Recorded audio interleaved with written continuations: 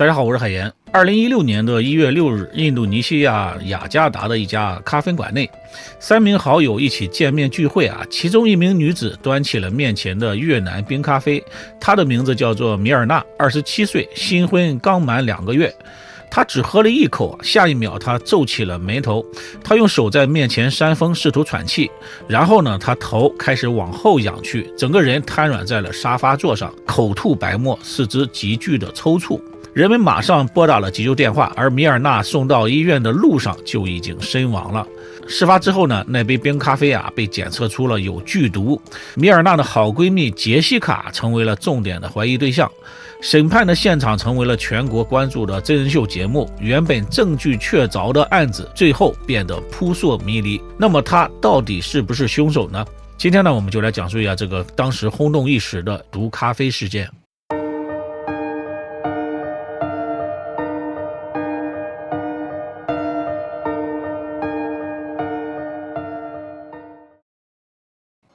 2007年，澳大利亚的悉尼比利布努设计学院几个来自印尼的留学生组成了一个小团体，其中关系最好的2个就是杰西卡和米尔娜，他们都是出身于雅加达的富裕家庭。米尔娜的父亲呢是印尼的一名成功的商人，在印尼有自己的服装企业，而杰西卡的父亲则有塑料大王之称，也是一名非常成功的商人。在异国他乡，2个有着相同家境和爱好他们成为了无话不谈的好闺蜜。在澳大利亚留学的4年里面他们经常在一起逛街、聊八卦、倾诉感情的烦恼等等等等。在同学们的记忆里，杰西卡性格热情，甚至有一些傻乎乎的，而米尔娜的性格比较直率，有什么就说什么，从来不藏着掖着。大学4年转眼过去，毕业之后呢，米尔娜回到了印尼，开始接手家族的产业。同时呢，交往的男友舒尔马科也非常支持她，和她一起回到了印尼发展。而杰西卡呢，选择留在澳洲，并且获得了永久居民的身份。她在当地找到了一份专业对口的工作，薪资丰厚。2014年，米尔娜回到了澳洲来看望杰西卡。2个人刚开始的时候聊得很开心，就像是多年不见的姐妹一样。米尔娜呢还跟杰西卡说自己的男友舒尔马科已经向自己求婚了，准备明年就结婚，他和他的未婚夫关系多么的好等等等等。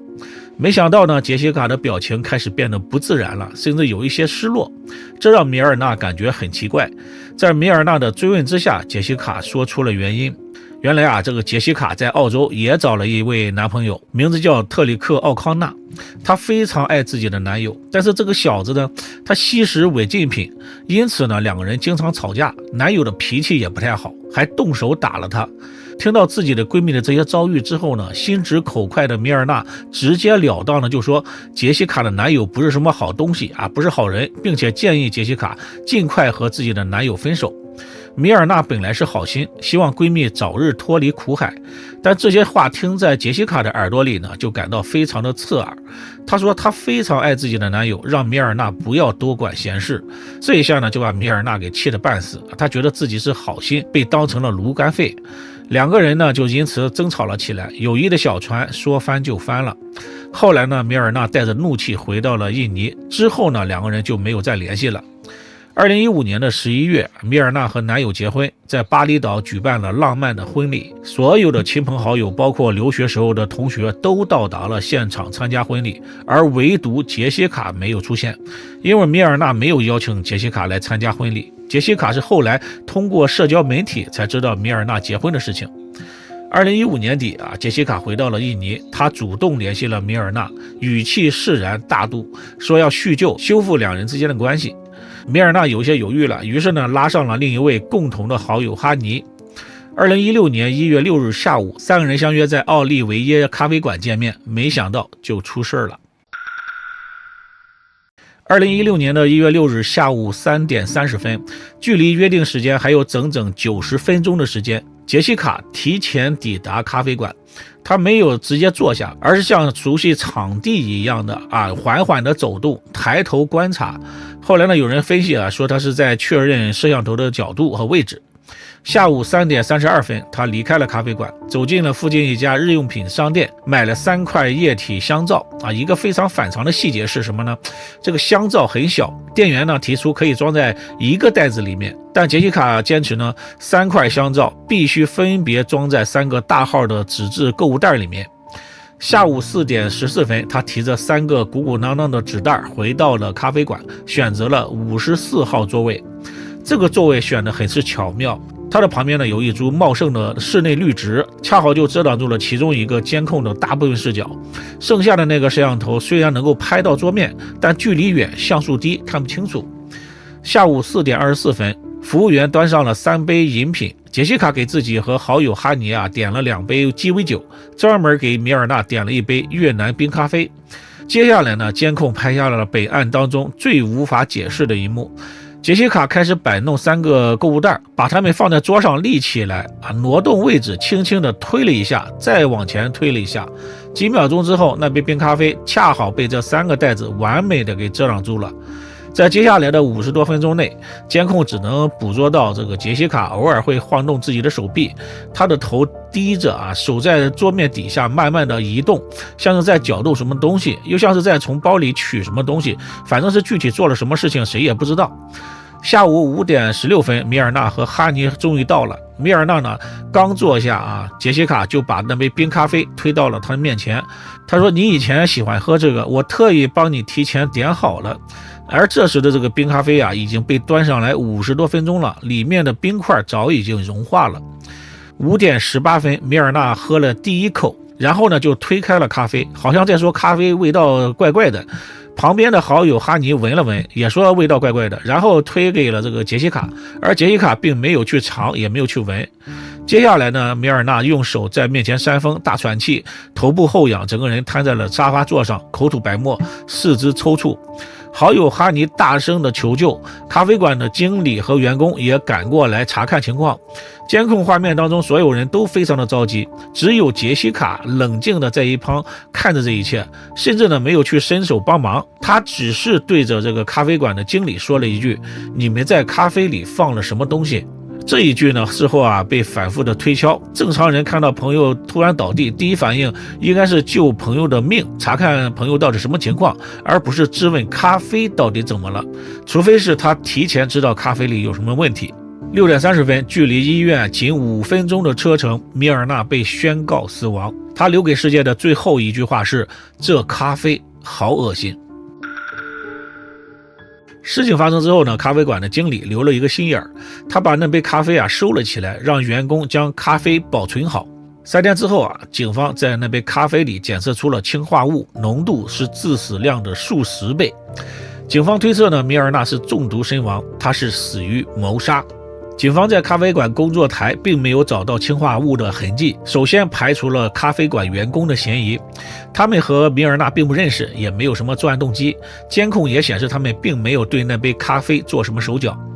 当时聚会的有3个人，除了米尔纳之外呢，还有杰西卡和哈尼2个人，而哈尼呢一直和米尔纳在一起，没有作案条件。相反的，杰西卡在监控下表现的那种种反常的行径反常的这种行为，引起了警方的怀疑。警方调查了杰西卡案发前的生活情况。杰西卡的澳洲男友没有什么正经工作，不仅吸毒，还对她实施暴力。即便这样呢，杰西卡并没有打算离开自己的男友。根据杰西卡同事的说法，杰西卡呢似乎有精神分裂一样，上一秒还很乖巧，下一秒呢就会变得很暴躁。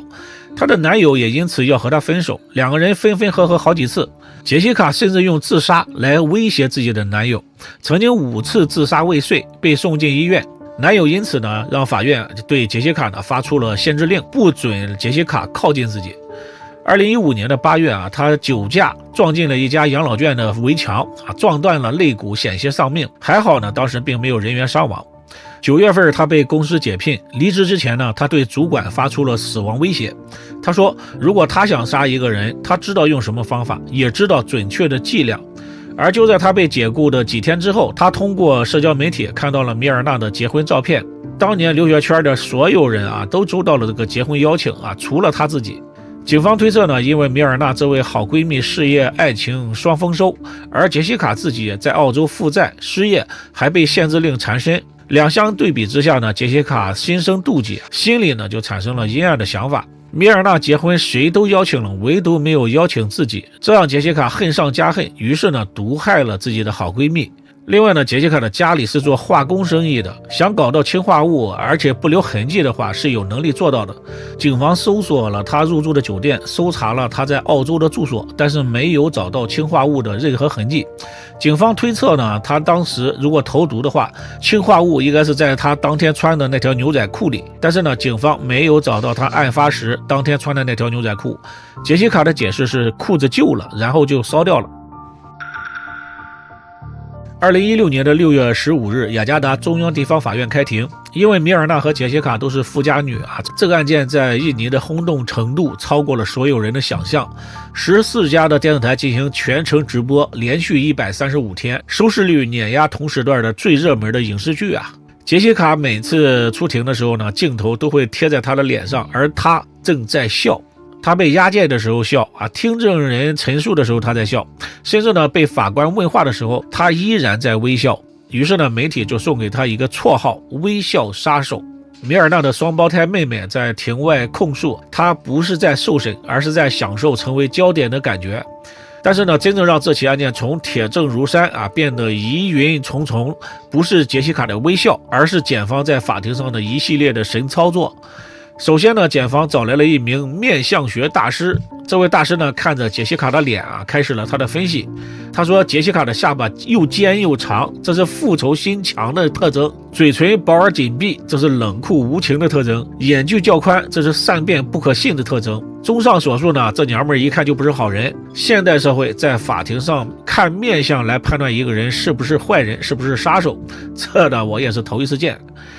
氰化物中毒的典型特征呢，就是皮肤呈樱桃红色，因为血液中的血氧功能被阻断，静脉血的含氧量异常升高，所以呢就呈现出了樱桃红色。然而呢，警方最初提交给法庭的米尔纳的仪容的照片，面色是发青的。几天之后呢，这份照片米尔纳的脸又变红了，所以呢有人就猜测这是被 PS 过的。当辩方要求说明照片的来源、拍摄时间以及是否被后期处理过的时候呢，检方没有做正面的回应。辩方律师还指出，那杯毒咖啡从经理到员工再到警察的手上，缺少了警察到咖啡馆取证的关键录像，并不能证明这杯咖啡在案发之后有没有被动过手脚。米尔纳的家人出于信仰宗教信仰坚决反对解剖。在警方反复的劝说之下，他们只同意局部采样，也就是只是提取了胃部、肝脏、胆汁、尿液等样本，但是呢拒绝检查大脑、心脏和肺部，也就是说并没有完整的进行尸检。结果呢毒理报告出现了矛盾。法医呢总共做了2次氰化物检测，第一次检测是在米尔纳死后的70分钟之内，医院提取了胃液进行独立筛查，结果是氰化物阴性，未见异常。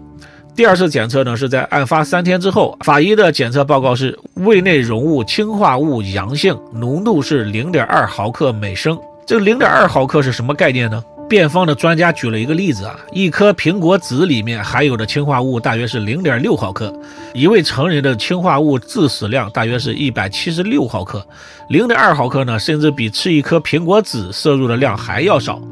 另外呢，除了胃部检测出了氰化物，其他的部位比如肝脏、胆汁、尿液都没有检测出氰化物。辩方律师指出，3天后才出现的那0.2毫克很可能是尸体腐败过程当中的自然产物，米尔纳并不是死于氰化物中毒。这个检方呢就反驳了说胃部只有0.2毫克，恰好说明了氰化物毒素极强，在几分钟之内就通过黏膜迅速的吸收了，来不及分布到其他的器官。至于死后70分钟内的首次检测，那是快速筛查，不准确。实际上呢，想要确认到底是不是氰化物中毒最直接最有效的方法就是检查这个大脑和心脏。但是呢，米尔纳的家人因为宗教信仰不同意完全的尸检，尸体已经被下葬了。就这样呢，原本铁证如山的案件变得疑云重重。法庭连续审判了135天。2016年的10月27日，法官用4个小时念完了长达377页的判决书，最终杰西卡预谋杀人罪名成立，被判处了有期徒刑20年。杰西卡呢，当庭提起上诉，印尼最高法院驳回了杰西卡的上诉，维持原判。这个判决呢引起了民众的不满，有的人呢认为杰西卡就是凶手，就是他毒害了米尔纳。也有人认为呢，杰西卡不是凶手，因为没有直接证据来证明杰西卡下毒。2023年，奈飞呢也拍摄了一部关于这个案件的纪录片，提出了很多的疑点，这个案件再次引起了轰动。2024年的8月，杰西卡在监狱当中服刑了8年之后，获得了假释的机会，走出了监狱。回顾整个案件呢，不能说杰西卡100%是凶手啊，但是他能在好朋友死了之后毫无压力的在那里开心微笑，这的确让人感到非常的诡异。那么您认为杰西卡是不是凶手呢？欢迎评论区里留言说出你的想法。我是海燕，我们下期再见。